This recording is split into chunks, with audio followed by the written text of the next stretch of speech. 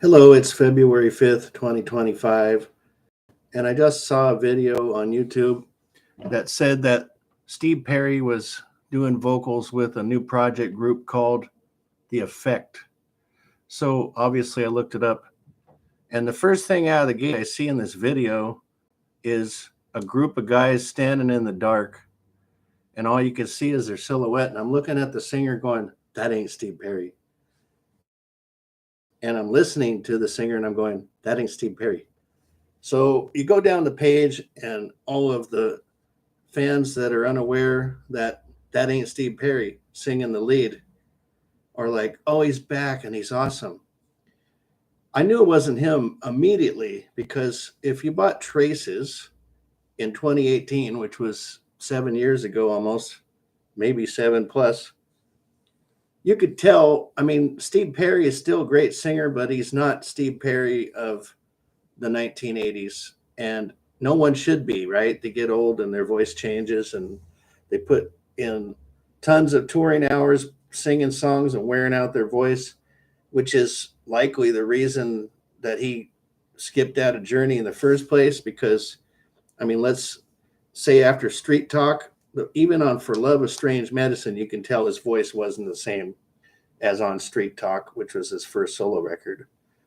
And again, For Love of Strange Medicine, he went with a more mellowed out sound so that it doesn't press him too hard. And same thing with Traces, it was more mellowed out, so it didn't press him too hard.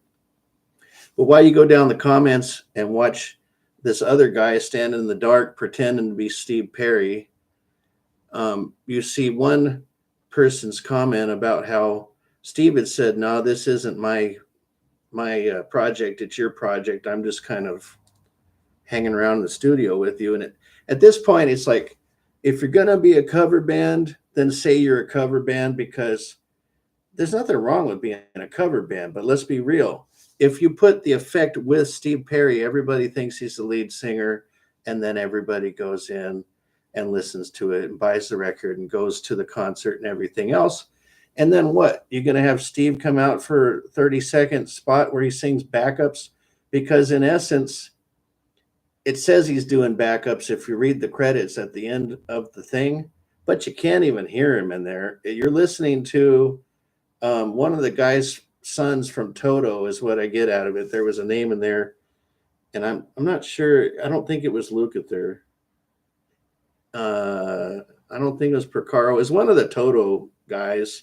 I think it's his son, but it's not Steve Perry. Come on, man. That's all I got to say. You're going to put The Effect with Steve Perry. It's like, where do you draw the line? You call up some other singer that's got a big name that everybody knows, and you have him hang around in the corner of the studio and cut a fart in the middle of the recording, and then you say, oh yeah, it's with Aerosmith singer or somebody else because he ripped one on the other side when we were playing. Come on, man. Don't rip off the fans.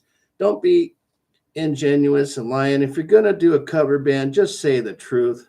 You're a Journey cover band. There's a lot of those out there.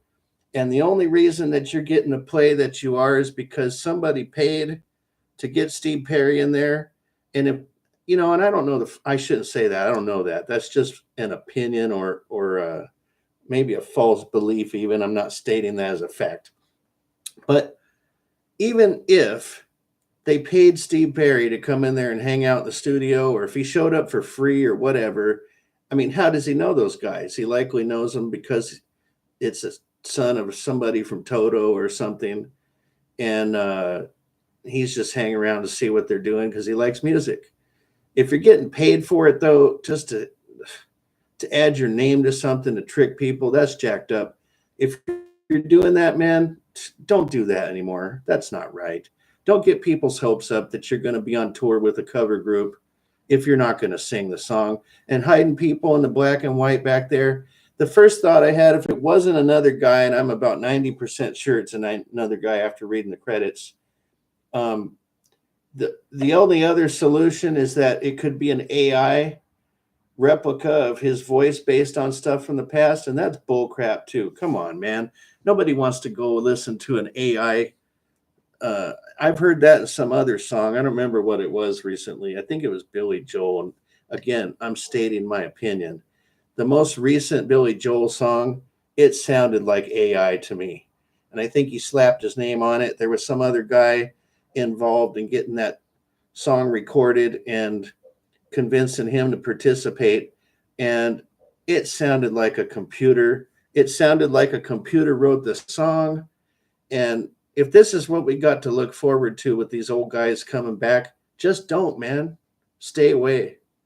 I'd rather hear the Christmas songs from Steve Perry that come out once a year, where he's being mellow and chilling out and being himself, than having some other guy pretending to be him in the dark and Steve singing one line in the background or whatever he's doing because he can't even hear it.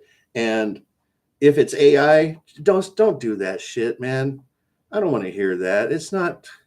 Come on, you're just ripping people off with somebody's name.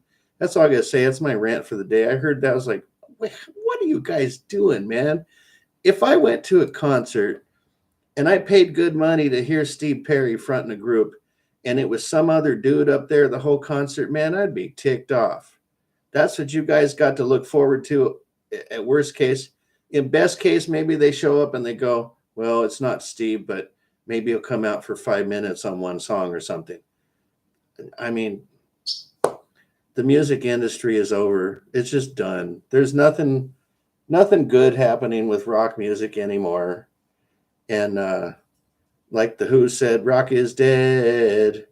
Yeah, rock is. Yeah, I mean, even Gene Simmons said that rock's dead and buried. And I don't like Gene Simmons, but I think he's right. As far as reminiscing, the only thing you're going to get is watching old concert videos, listen to your old CDs and stuff, and that you like, and putting on records from the old day. And if you can play, jam along with them like I do on my channel. And at least I put drum cover, whatever. I'm jamming along with bands that I liked from my youth. And I'm not calling one of those guys over there and paying them $50 to stand in the corner while I'm doing a drum cover and then say with Steve Perry. I don't know, man. This jacked up. Can I go back in a time machine? I mean, I don't understand music anymore. It's like, let's just go up there and rap 24/7 and no melodies. If there is a melody, it's the same thing over and over on a sampler that gets looped 50 times, and people think that's talent. I just don't understand how the world has devolved in so many ways, and music is one of the prime examples of it, and it just sucks.